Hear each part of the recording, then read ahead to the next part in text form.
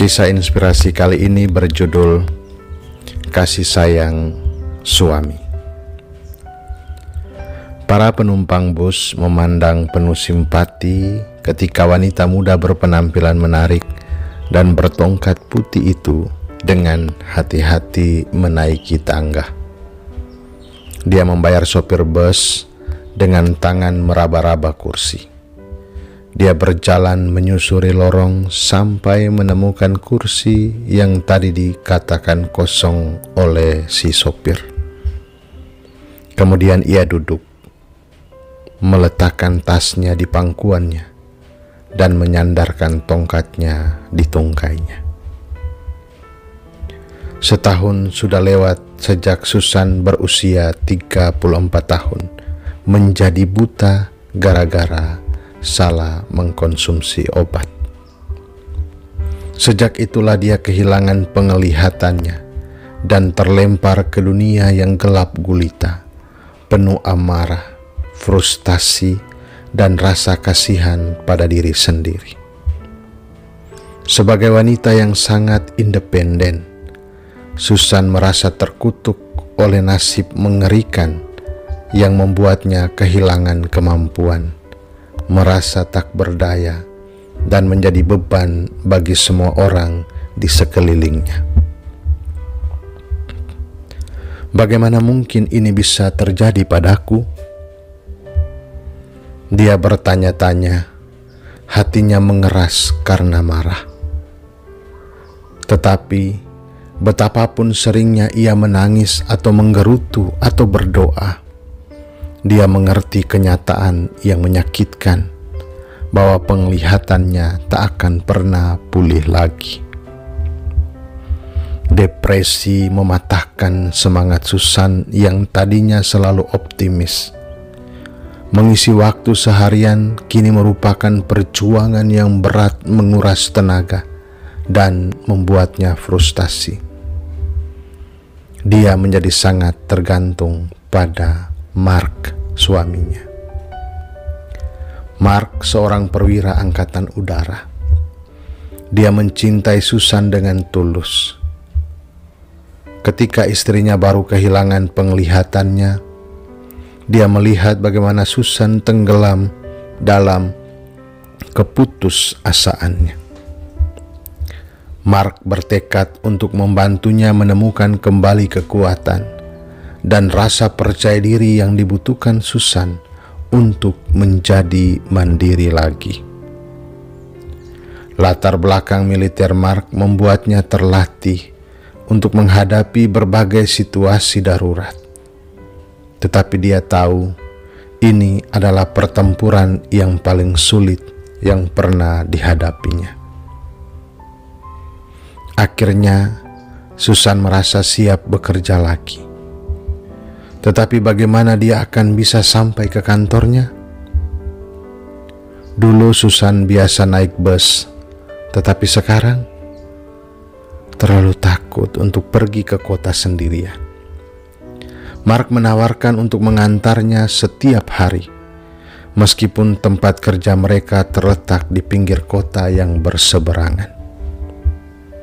Mula-mula kesepakatan itu membuat Susan nyaman dan Mark puas karena bisa melindungi istrinya yang buta, yang tidak yakin bisa melakukan hal-hal paling sederhana sekalipun. Tetapi Mark segera menyadari bahwa pengaturan itu keliru, membuat mereka terburu-buru dan terlalu mahal. Susan harus belajar naik bus lagi, Mark menyimpulkan dalam hati. Tetapi baru berpikir untuk menyampaikan rencana itu kepada Susan telah membuatnya merasa tidak enak. Susan masih sangat rapuh, sangat marah. Bagaimana reaksinya nanti? Persis seperti dugaan Mark, Susan ngeri mendengar gagasan untuk naik bus lagi. Aku buta, tukasnya dengan pahit. Bagaimana bisa tahu kemana aku pergi? Aku merasa kau akan meninggalkanku. Mark sedih mendengar kata-kata itu, tetapi ia tahu apa yang harus dilakukan. Dia berjanji bahwa setiap pagi dan sore ia akan naik bus bersama Susan sampai Susan hafal dan bisa pergi sendiri. Itulah yang terjadi. 2 minggu penuh Mark berseragam militer lengkap mengawal Susan dari tempat kerja setiap hari. Dia mengajari Susan bagaimana menggantungkan diri pada indera yang lain, terutama pendengarannya, untuk menemukan di mana ia berada dan bagaimana beradaptasi dengan lingkungan yang baru. Dia menolong Susan berkenalan dan berkawan dengan sopir-sopir bus dan menyisakan 1 kursi kosong untuknya. Dia buat Susan tertawa, bahkan pada hari-hari yang tidak terlalu menyenangkan, ketika Susan tersandung waktu turun bus atau menjatuhkan tasnya yang penuh berkas di lorong bus. Tiap pagi mereka berangkat bersama. Setelah itu, Mark naik taksi ke kantornya. Meskipun pengaturan itu lebih mahal dan melelahkan dari yang pertama, Mark yakin bahwa hanya soal waktu sebelum Susan mampu naik bus tanpa dikawal. Mark percaya kepadanya, percaya kepada Susan yang dulu dikenalnya sebelum wanita itu kehilangan penglihatannya. Wanita yang tidak pernah takut menghadapi tantangan apapun dan tidak akan pernah menyerah. Akhirnya Susan memutuskan bahwa dia siap untuk melakukan perjalanan itu seorang diri. Tibalah hari Senin. Sebelum berangkat, Susan memeluk Mark yang pernah menjadi kawannya satu bus dan sahabatnya yang terbaik. Matanya berkaca-kaca, penuh air mata syukur karena kesetiaan, kesabaran, dan cinta Mark. Dia mengucapkan selamat berpisah. Untuk pertama kalinya mereka pergi ke arah yang berlawanan. Senin, Selasa, Rabu, Kamis, dan setiap hari dijalaninya dengan sempurna.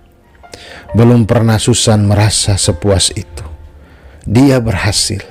Dia mampu berangkat kerja tanpa dikawal. Pada Jumat pagi seperti biasa, Susan naik bus ke tempat kerja. Ketika dia membayar ongkos bus sebelum turun, sopir bus itu berkata, "Wah, aku iri padamu." Susan tidak yakin apakah sopir itu bicara kepadanya atau tidak.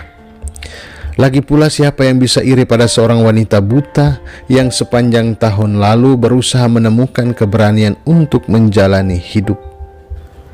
Dengan penasaran, dia berkata kepada sopir itu, "Kenapa kau bilang iri padaku?" Sopir itu menjawab, "Kau pasti senang selalu dilindungi dan dijagai seperti itu." Susan tidak mengerti apa maksud sopir itu. Sekali lagi dia bertanya, "Apa maksudmu?" "Kau tahu, minggu kemarin, setiap pagi ada seorang pria tampan berseragam militer berdiri di sudut jalan dan mengawasimu waktu kau turun dari bus. Dia memastikan bahwa kau menyeberang dengan selamat, dan dia mengawasimu terus sampai kau masuk ke kantormu. Setelah itu, dia meniupkan ciuman serta hormat ala militer lalu pergi. Kau wanita yang beruntung," kata sopir itu. Air mata bahagia membasahi pipi Susan. Karena meskipun secara fisik tidak dapat melihat Mark, dia selalu bisa memastikan kehadirannya. Dia beruntung, sangat-sangat beruntung. Karena Tuhan memberikan hadiah yang jauh lebih berharga daripada penglihatan. Hadiah yang tak perlu dilihat dengan matanya untuk meyakinkan diri.